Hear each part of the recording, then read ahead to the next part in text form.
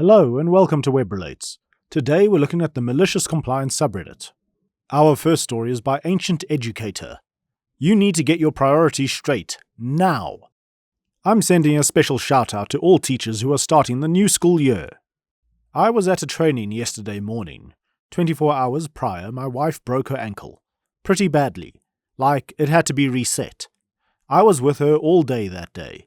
And yesterday, during the training, she was recovering from her surgery while I learned how to use IXL, a math program that's pretty easy to figure out for the most part.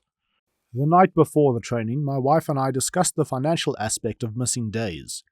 And though I took the day off when she broke her ankle, obviously, we both decided I would go to the aforementioned yesterday's IXL training. I get there a minute early, or 14 minutes late according to the USAF, and situate myself. I open up all the websites they say to, do the Padlet AI welcome page drawing they request of me, and get ahead of the program. The rest of the room is jibber-jabbing as the presenter and the other district personnel meander around the room. I see a text from my mother-in-law, and as she's at the hospital with my wife, I decide to look at it. Gina, my wife, is asking about my pay. Her phone got an alert about a payment. My Rapid card has an alert that goes to her phone, but her phone died before she could see how much. I decide to log into my access page to see how much, and tell her whether we are covered for the deductible that they haven't collected yet. It literally took like 20 seconds to do this, and of course, this is when Miss Low Glasses decides to pretend she's my teacher. She pokes me on the shoulder repeatedly. I'm pretty sure she thinks she's tapping me, but it's uber aggressive, and says, "You need to look at the screen she's showing you." I start to comment back by saying, "Sorry, I was just..." when she interrupted me abruptly, shouting enough for God and Satan to hear, "You need to get your priorities straight." Enter Malicious Compliance. I was so embarrassed and pissed at the same time. Pissed? It was totally uncalled for. It was when everyone was jibber-jabbing, and it was to check on an important time-sensitive thing. It made me realize that, yes, I do need to get my priorities straight. I replied, just as loudly, as I had everyone's ear now, "You know what? I do need to get my priorities straight. My wife's in the hospital. I'll be leaving now," and I walked out. The lady looking at me through her lowered glasses scoffed, and the other district personnel pulled her aside and chided her as I walked out. One of my homies yelled out, "Love you, OP. It's going to be fine. Text me," as I left. Good on you, OP. That's the correct priority. Our next story is by Aaron Call. Attendance isn't mandatory? Okay. Hello everyone, I'm on mobile, so formatting isn't great. Also, English isn't my first language. Regardless, here goes my story. Background: I went to university in Germany. A part of my curriculum were courses in sociology and philosophy. A lot of those were marked down as successfully attended, without getting graded. Usually you proved attendance with a list you signed every time. The characters: pissed and angry. The two professors' assistants, who were probably forced to teach the course. Me, and the roughly 100 other students. The situation: pissed and angry had to teach a course about important figures in sociology. It was already a dry topic, but the real issue was their behavior. When pissed talked, you could hear the hate drip from her every word. When angry talked, it felt like getting yelled at. We hated just being there, but we needed to complete the course. The first 2 times, like usual, the list would go around, and we wrote down our names, student ID, and email. The 3rd time, however, the lecture was almost over and the list hasn't gotten to me yet, so I raised my hand and asked about it. "Excuse me, the list didn't get around to us yet." Angry, very annoyed at the interruption. "What list?" The one for attendance?" "That wasn't an attendance list. We needed your names and email to send out the assignment to complete the course." The assignment was just a 3-page essay about a randomly selected sociologist. Nothing you couldn't do with just Google. "So, there isn't a mandatory attendance?" "No." I think you can all see where this is going. Malicious compliance. I looked at my buddies. They shrugged, and we just up and left. What I didn't see coming was how almost everyone else saw this as their cue to leave as well. I will never forget the dumbfounded faces of pissed and angry. Aftermath. A while later we got our assignments, finished them and sent them in, thus successfully completing the course.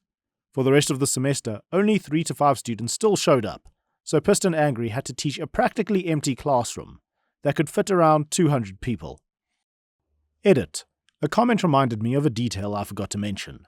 The following year, this course, among several others that students just never frequented, were changed from lectures to seminars, which are formally allowed to enforce attendance. Apparently, professors were quite irate at how students skipped boring or useless courses if given the opportunity. I know I had that one professor who just had slides chock full of information, so dense, it was nothing appealing to read about them or keep your attention, and of course, during the lecture, he just read from the slides. And what that really meant was, if you had extra work to catch up on or if you needed to study for a test, his class was the one that you left and did it in. Our next story is by Agawian Cran. No externals without permission? Sure. Background. I work in security and our company has many different clients and no fixed posts, so I jump from site to site. The site in question, client, is one of the more complicated sites for us and has an awful work atmosphere. We man the gates, and next to the normal truck traffic, there are also multiple visitors coming.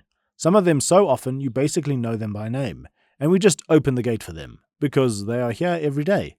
One of the middle managers, Power, from client, is one of those people that think that they are the most important person in the world as soon as they get a little bit of power.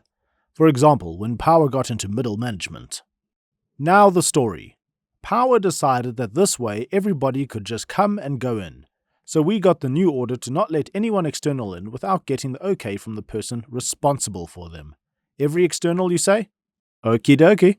This alone made DHL, UPS, and so on not happy, since we stopped them now and first called the people who take the packages from them, making them also really annoyed. Then it happened. Some very important people came for an appointment with Power first thing in the morning. Something much money was hanging on. The good girl I am, I tried calling Power for 15 minutes. No answer. Well, guess I can't reach Power.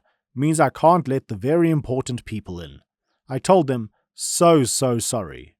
Obviously, they were not amused, but my idea that they could bill client for their wasted time made them less unamused. Power came 15 minutes later. His car had issues. He told me that he has a very important meeting, and if very important people come, they can go directly to him. I then told him the sad news that they were here already, and I tried to call Power for 15 minutes. But after I couldn't reach him, I did send them away, as our new instructions demand me to do. The instructions were very quickly withdrawn to the earlier system, where we could let people in if we know who they are without needing to ask first.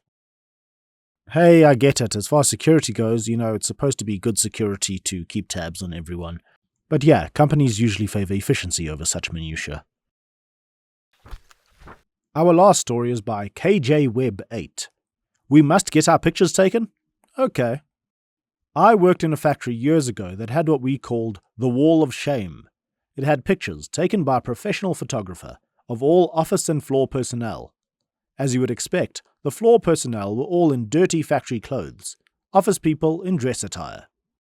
This was done when the plant opened, and new hires were sent to the photographer's studio for their picture at the end of their first year. I worked third shift, and was told that I and another co-worker had to go after our shift to get it done. Tried to get out of it, but was told in no uncertain terms that we had to go. Cue the seemingly harmless malicious compliance. The co-worker I went with was a drinking buddy. I told him at the bar the day before to bring a shirt and a tie. He asked why, and I told him it would upset the plant manager. He was in. The next morning, we went to the studio, and the photographer gave us a puzzled look. He said he thought he had 2 floor workers scheduled, not office workers. For those that don't know, floor workers at most factories are considered extremely stupid trained monkeys. I innocently said we didn't know we couldn't look nice for our pictures. He dubiously took our pictures and sent us on our way. The fallout. About a month later, my co-worker and I were called into the plant manager's office to explain our pictures. He was ready to explode when I again explained we just wanted to look nice as our pictures were being professionally taken. He turned a deep shade of red when I added I didn't know it was against the rules for floor workers to dress up for their pictures. He dismissed us while trying not to flip out on us. My friend and I barely held our laughter in as he slammed the door behind us. It gave me great amusement to look at those pictures until they closed the plant. Okay everyone, that's it for today. Thank you very much for watching. If you enjoyed, please like, comment and subscribe. And then I'll see you guys in the next video. Cheers!